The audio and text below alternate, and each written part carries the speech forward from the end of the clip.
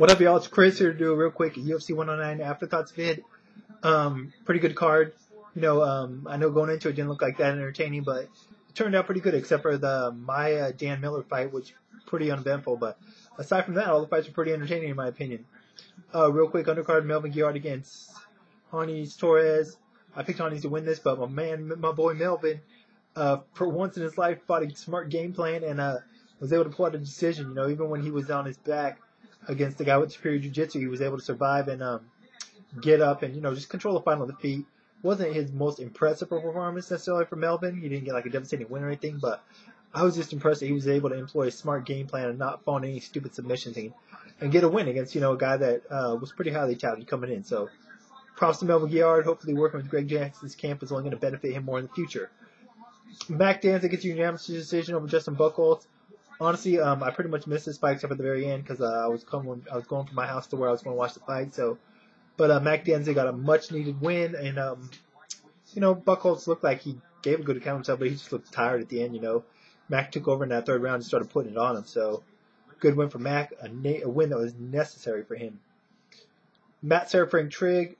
I picked Trigg. I'm pretty sure I picked Trigg to win by decision.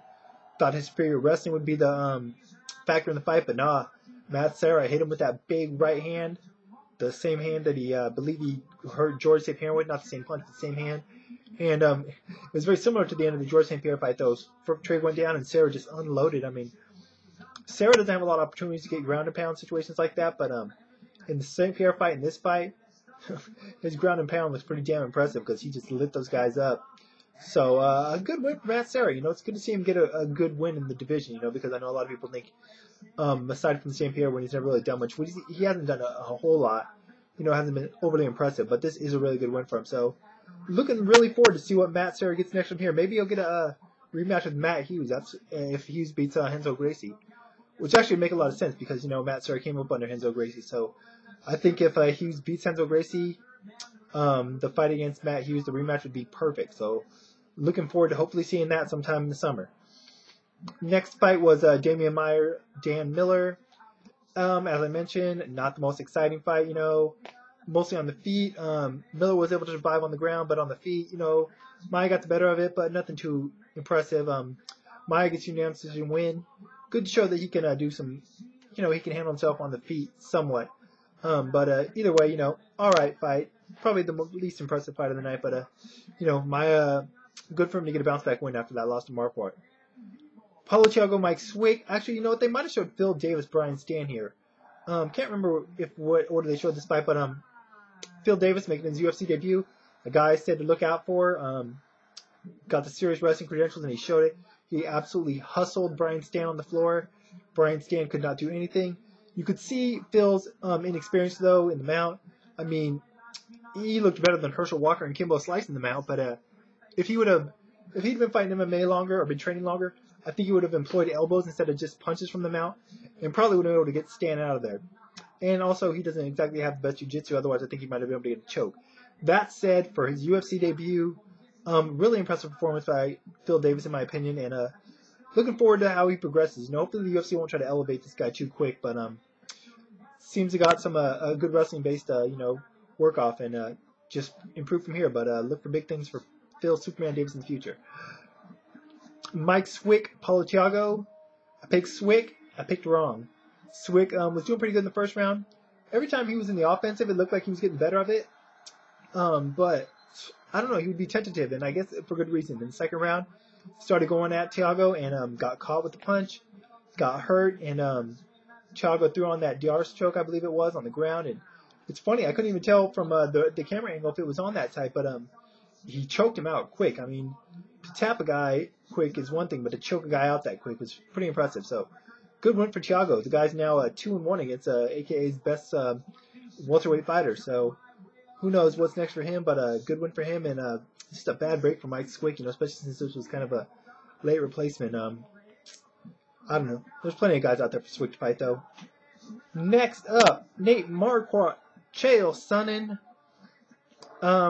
To quote or take a play off Chad Ochocinco, Chael, please. I was surprised by this fight.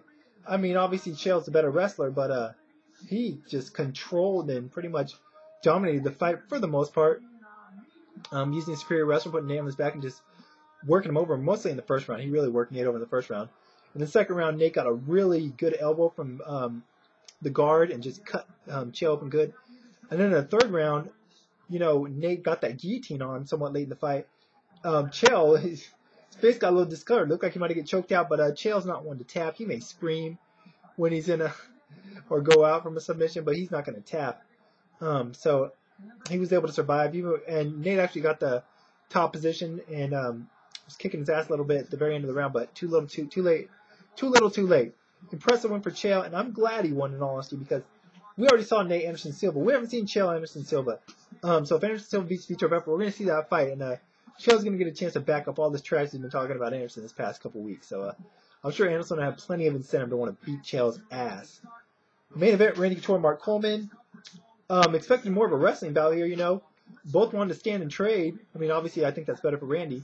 Not so good for Mark, Mark Coleman, he got the win over Stephen Bonner, but he just looks like a fighter that, obviously his best days are well behind him. That goes without saying, but he's a fighter that maybe should hang him up, Randy got the best of him everywhere, particularly once he had hurt him on the standing and had him up against cage, just worked him over.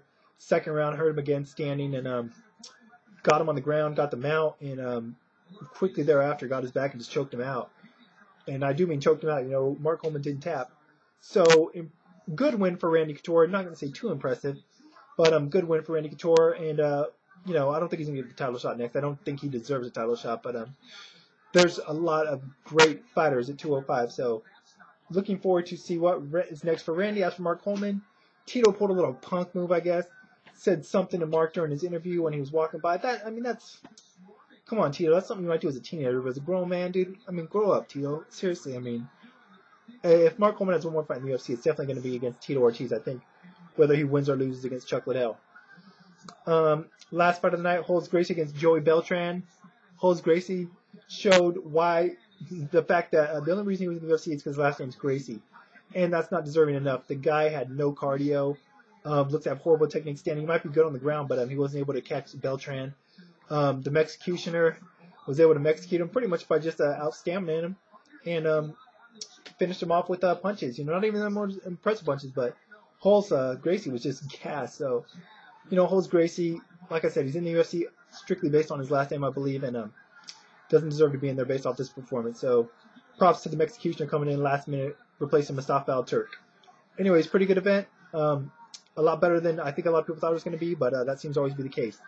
I'm out of here. I'm trying to watch Edwin Valero versus Antonio DeMarco. It's barely live right here because I'm on the West Coast delay, so I'm going to check that out. Probably back to talk about that fight tomorrow afterwards, but until then, y'all,